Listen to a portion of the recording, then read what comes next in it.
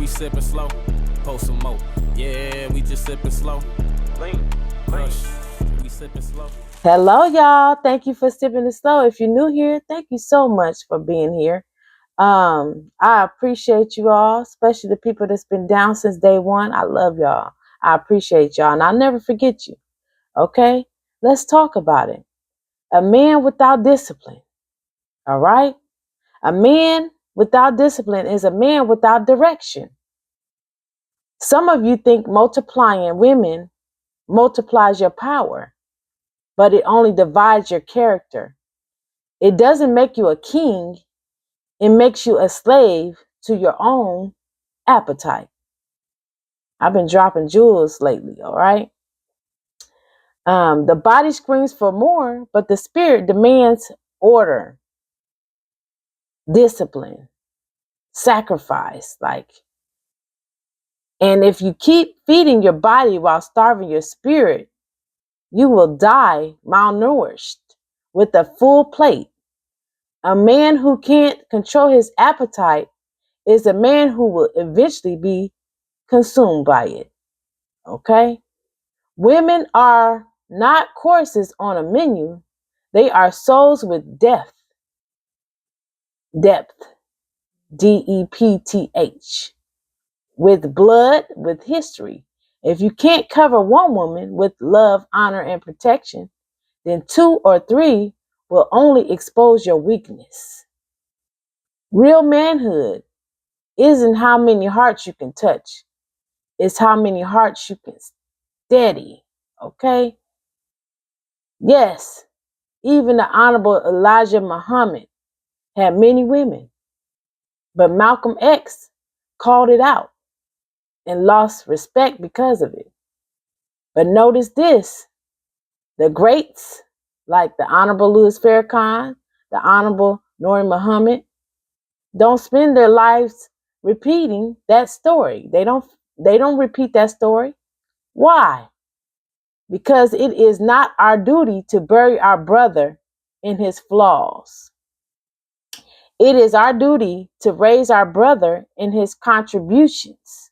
We quote his wisdom, his teachings, his nation building, not his appetite. That is love. That is respect. That is family. But if you are really studying, you will see why the Honorable Louis Farrakhan doesn't live that life like the Honorable Elijah Muhammad with all them women and all that stuff. You will see why the Honorable Nuri Muhammad doesn't walk that road. Because multiple women was never designed to be a man's indulgence. Farrakhan taught the only time a man could take another wife or have multiple wives is if a brother was killed in war for his people and his family needed a new head to cover them.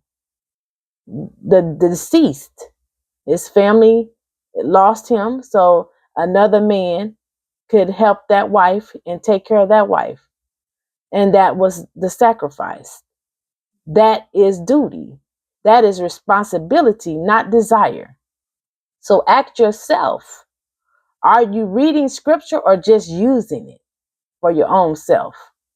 Because too many men turn the Bible and the Holy Quran into a buffet.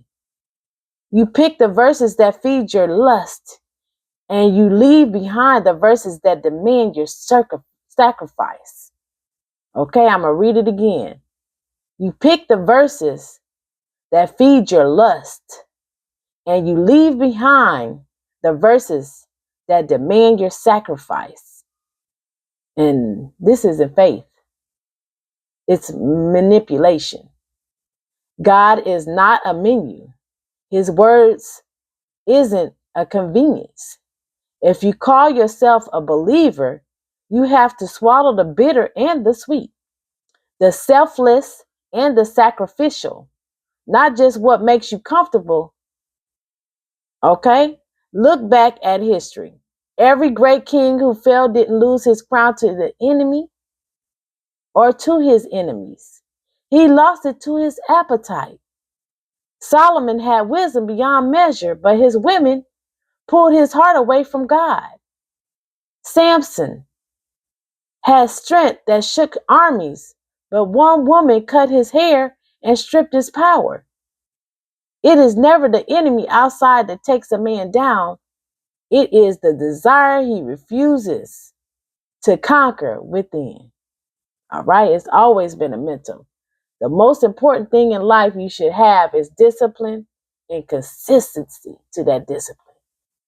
That's the most, and make sure you don't have greed, because greed will kill people, because you never think that you have enough and you keep ordering and ordering and ordering. A lot of times we be at restaurants and we order this stuff and we don't even eat it all, or we eat it and we be so full and disgusted. Know your limits. Cut your own self off. Okay? Greed is the worst enemy of all. It doesn't just cost you women, it costs you time, energy, peace, and divine favor. You think you're juggling women, but really you're dropping your purpose. You're starving your future while feeding your lust. Every man swears he can handle multiple women until the weight breaks his spirit. Your body can't fake it. It can't. Your body can try to fake it, but your soul will testify against you. Every appetite you refuse to master will one day master you. So let it be clear. God will humble every man who confuses his penis for purpose. You cannot lead a family, a nation, or a kingdom if you cannot lead yourself. Why you think God is taking fertility from men? Because he has too many demons and he is praising his penis over his spiritual features. Women, y'all have to stop thinking that fertility and not being able to conceive is you. It's not most of the time. But a lot of people will try to make it on the woman because she carries it. But a lot of times it be all these bad spirits, all these bodies, all this trauma on these men that won't create a healthy seed to be born.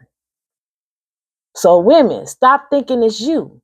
Get that man tested and you will see that there's abnormalities in his sperm and stuff that's wrong with him because of his demons. Okay?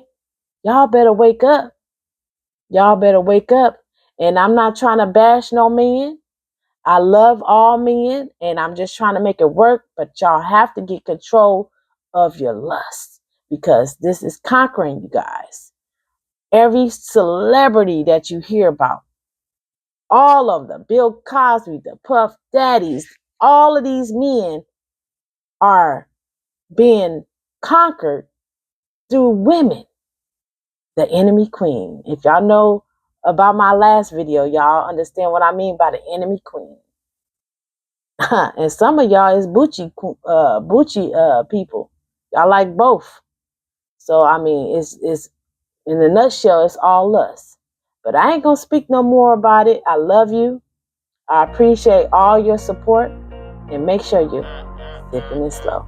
All right.